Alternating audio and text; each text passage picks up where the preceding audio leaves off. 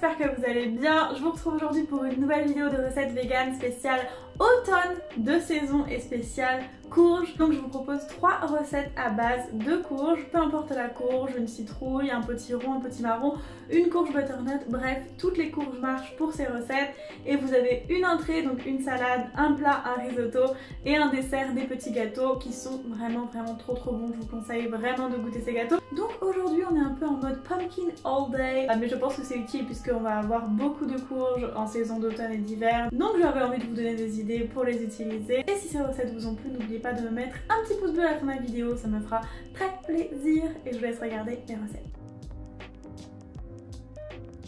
Alors, on va commencer tout simplement à peler une courge, donc peu importe la courge, et à la couper en dés et à la mettre sur une plaque avec du papier de cuisson. On va rajouter un peu de sel, un peu de paprika fumé, un petit peu de poivre, un filet d'huile d'olive et on va bien mélanger tout ça avec les mains. Et on va l'enfourner pendant 40 minutes à 180 degrés.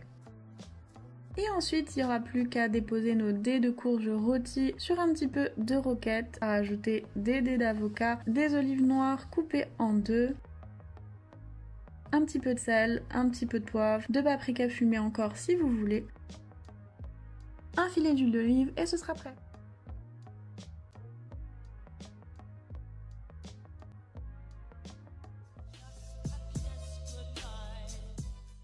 On va commencer par émincer très finement une échalote qu'on va faire revenir pendant 3 minutes dans de l'huile neutre. Ensuite, on va venir ajouter 200 g de riz à risotto. On va bien mélanger pendant 1 minute jusqu'à ce que le riz devienne translucide. Puis on va venir ajouter 10 centilitres de vin blanc vegan. On va mélanger encore une fois jusqu'à ce que le vin blanc soit absorbé. Et ensuite on va pouvoir ajouter notre bouillon, donc on y va louche par louche. On va mettre 2 louches à chaque fois de bouillon de légumes. On va mélanger constamment et quand le bouillon de légumes est absorbé, on va rajouter encore une fois 2 louches et ainsi de suite, et ce pendant 15 minutes. 15 minutes plus tard, on va ajouter une demi-courge en purée. Donc moi j'ai fait rôtir tout simplement un potiron avec du sel, du poivre, de l'huile d'olive et tout simplement j'ai réduit la chair en purée. Donc on va ajouter ensuite 2 louches de bouillon de légumes et on va bien mélanger et poursuivre la cuisson pendant 5 minutes. Donc normalement au bout de 20 minutes le risotto sera parfait. On va pouvoir ajouter du sel, du poivre, un petit peu de piment et si vous avez de la coriandre en poudre.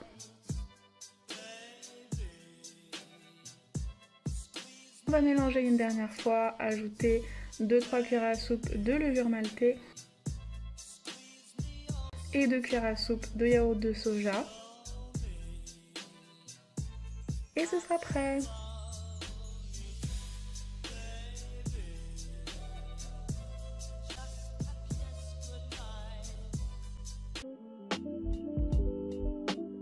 On va commencer par mélanger dans un saladier une demi-courge réduite en purée, donc à peu près 200 g de courge, peu importe la courge et peu importe la façon dont vous la faites cuire. Donc moi j'ai préféré la faire rôtir, mais vous pouvez la faire cuire à l'eau, ce qui compte c'est d'avoir de la purée. Ensuite on va ajouter 2 ou 3 cuillères à soupe de sucre. Si votre courge est très sucrée, ajoutez moins de sucre.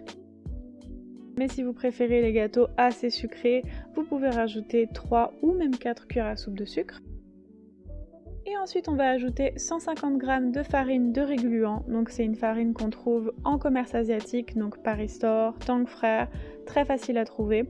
Donc moi j'ajoute d'abord la moitié de la farine et je mélange. Et ensuite j'ajoute l'autre partie et je remélange une dernière fois.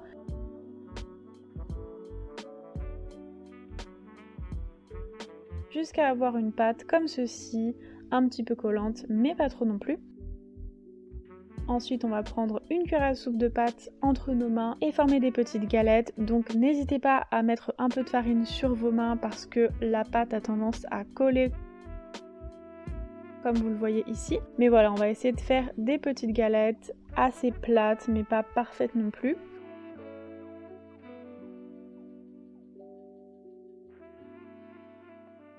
Et ensuite, on va venir mettre un petit peu de graines de sésame blanches non toastées dans une assiette et on va venir recouvrir largement les deux faces de nos petits gâteaux avec les graines de sésame.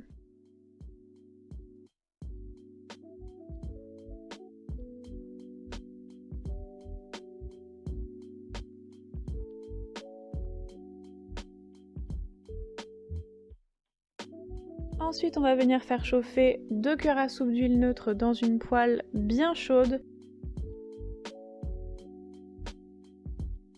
Et on va venir y déposer nos petits gâteaux et les faire cuire 1 minute à 1 minute 30 de chaque côté. Donc moi je commence à feu fort et ensuite je mets à feu moyen. Mais on veut vraiment que les gâteaux soient bien dorés pour qu'ils soient bien croustillants.